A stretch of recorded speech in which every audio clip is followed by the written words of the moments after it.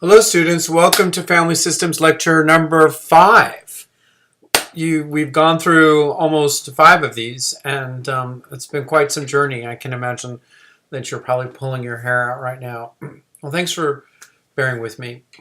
I'm excited to talk to you about structural family therapy. It's one of my most favorite forms of doing family systems therapy. It's one of the ones that I know a lot about, and I really like Salvador Minuchin. You might have seen some videotapes of him in Systems 1, and he has a kind of Argentinian, kind of gruff Jewish cult of personality accent, but has a humanistic approach and is very caring to the families and especially very sensitive to cultural diversity issues of people of color.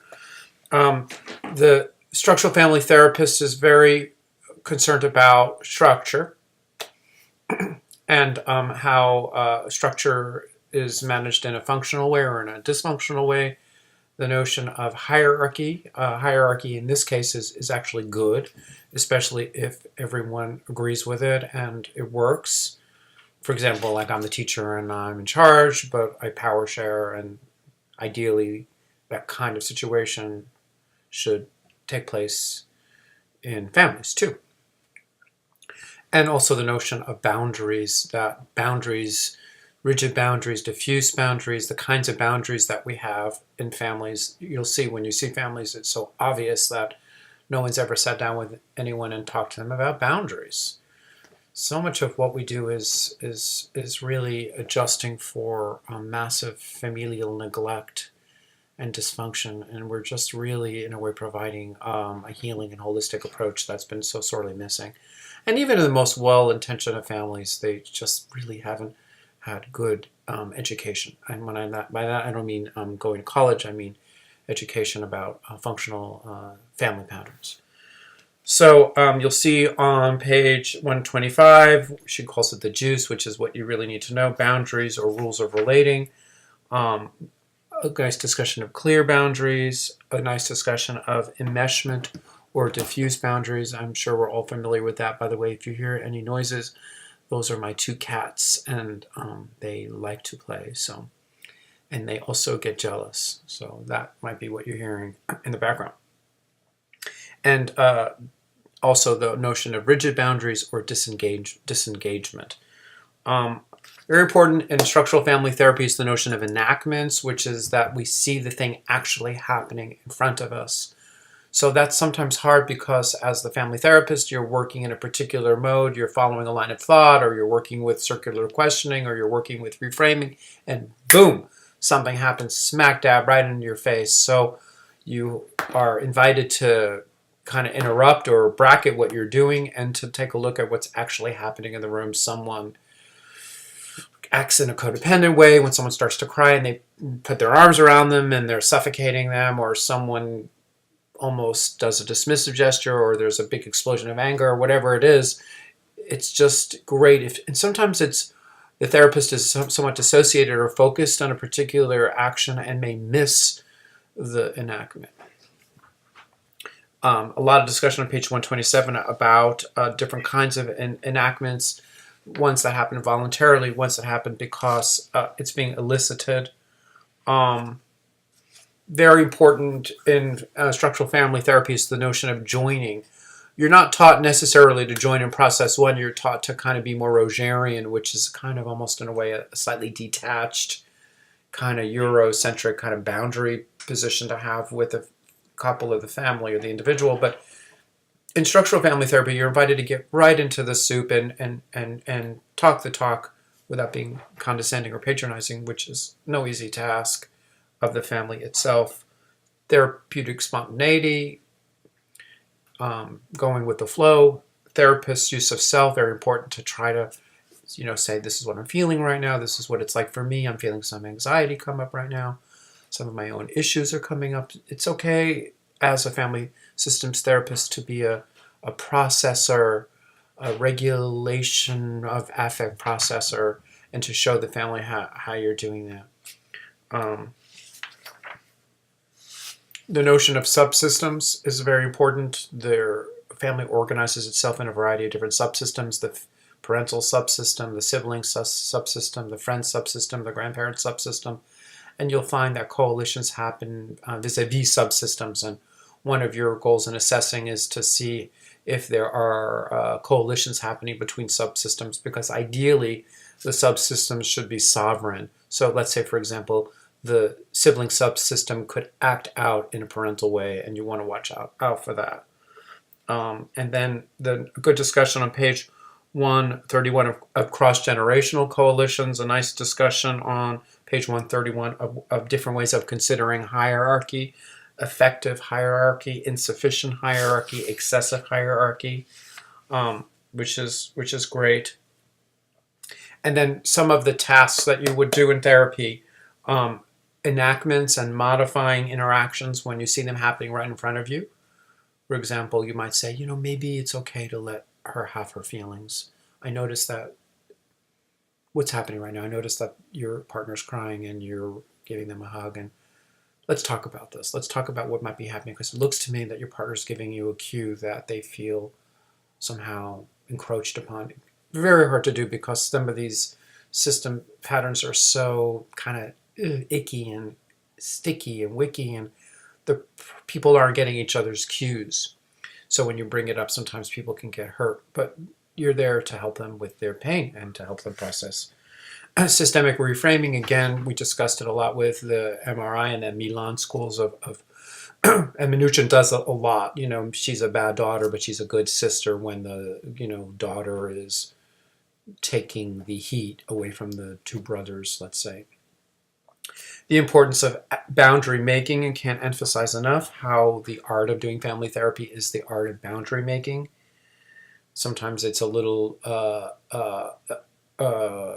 authoritarian by asking people to change seats and having them rearrange their seating. Sometimes it's blocking in interactions or blocking interruptions. Intensity and crisis inductions. Minuchin is one of those people who believes that the more anxiety there is, the more there is the opportunity for change. You don't want too much anxiety, because too much anxiety floods the system, but a little bit of anxiety, the homeostasis always goes to kind of a half-sleep place often when working with families. So it's really important to be enthusiastic, to get the energy flowing, especially with people who seem like they're kind of merging or enmeshing around their sleepiness. The cats are, I don't know if you can hear them, they are running around. They are not enjoying this lecture. I have a long hallway. They're running up and down. Unbalancing is a very important intervention, which is basically unbalancing the structures to create some anxiety, so to allow for change. This is on page 134. Expanding family truths and realities, making complements and shaping competence. All really good stuff. I encourage you to take a look at this chapter and look at how she puts together the case conceptualization, the roles of the role of the symptom in the family, the subsystems, describe them, cross-generational coalitions, especially between children and parents, hierarchy, whether it's effective, insufficient, or excessive, complementarity, are people working together or are they different, and the strengths of the family. So again, I made it seem a little bit simple, but it is actually a really, really terrific thing. It works for short-term therapy because you get to get in there right away and work with the enactments and work with reframing and come up with restructuring and do some joining and make some suggestions and even change people's seats around. It's also good for folks who like a more directive kind of a therapy, because you'll see sometimes there are families who like to come for 6 months, a year. It used to be the way that classical family therapy operated, was you'd come for 2 years. I don't see that much myself. Maybe that works for other therapists. I see individuals for a long time and sometimes couples for a couple of years, but families, feels like it's 6 months, a year. So maybe sometimes even just 4 sessions, 5 sessions, people want to go in, they want to come out. So if you give them some stuff right from the beginning, especially with the restructuring, the rebalancing, the boundary setting, the assessing of the boundaries, and making sure that one person's in charge in a way where there's power sharing and that authority isn't always challenged, or if it is challenged, the other member of the parental dyad, if there is one, can shore up the structure. I think one of the big challenges often I see is that one member of the family is treating the children in one way, I should stop pointing, and the other family member is treating the children in a completely different way. They don't realize that actually the problems that the child is having at school are not because the child is necessarily bad or having problems at school, but because the parents are really creating some anxiety for the child by either fighting or bickering or not having a clear subsystem.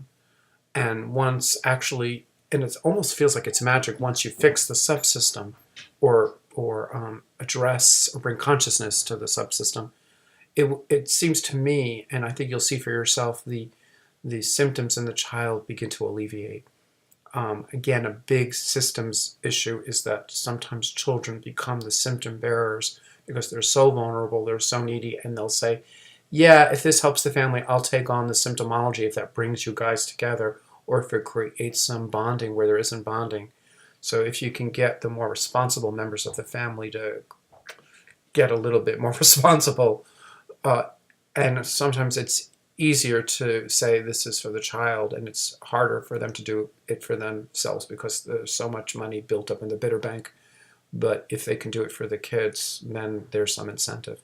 And I find that that actually helps to alleviate symptoms. And it's good to remind the couple that the symptoms have alleviated because they've improved their functioning. Sometimes they'll come in and they'll say, gee, little Tommy's doing so good. He's not punching kids on the playground like he was.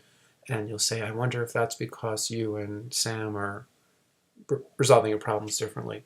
So again, I'm kind of just giving you a little bit of a kind of Disneyland tour of these concepts. I'd like for you to review the material yourself in the book. I'm sure you have some memory of this all from having worked on this in Systems 1. I think I'm going to make the next 2 small lectures about cultural diversity from our Su and Su text, and then if I have some energy